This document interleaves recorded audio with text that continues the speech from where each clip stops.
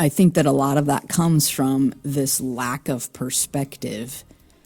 And I think even that is going to go back to, you talked about this inverted triangle, and we can kind of bring that to the forefront of this concept that our current society, this individualistic thinking, functions within this idea of an inverted triangle. So if you think of a triangle standing on a point, and at the bottom of it is me, or is self, and then you have others, which is the next tier, and then moving up is the cosmos or the universe, and then God is kind of on top of that. But ultimately, all of that pivots or is completely contingent on me, on my person. Right, and it's like we think about how other people's activities affect me and how they should change what they're doing to reflect what I want them to do. Right. And to make them, behave in a way in which I think that they should behave, and I feel bad that this person is being treated in this way, so you should conform your thoughts to what I think you ought to be doing. It's that invertedness. I don't look at myself and go, well, I'm just a small person in the world, and that's another person in the world too, and he has a different perspective than me, and I have to figure out how to get along in this world.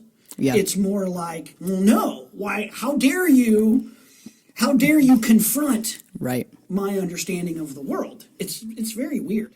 Which I think there's like two sides to that coin, where we are not only isolated from, or we want to feel isolated from other people's decisions, but we see ourselves as isolated in that our decisions don't have an effect on those around us. Yeah, what's really strange is, I'm going to go a little political here, is this whole transgender use of forcing people to use pronouns.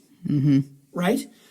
I'm not saying that transgender is or is not, or biblical. Those people can be Christians, can't be. That's not even the point. Right. My point here is that language isn't yours to get to do with what you want with it. Yeah. Like, the English language doesn't belong to me. It doesn't belong to you. It doesn't even really belong to Shakespeare. Like, it doesn't belong to anybody. Right. And so when someone walks in and says, you have to change your language to fit my idea. Yeah. Like, the English language doesn't function that way. it doesn't work.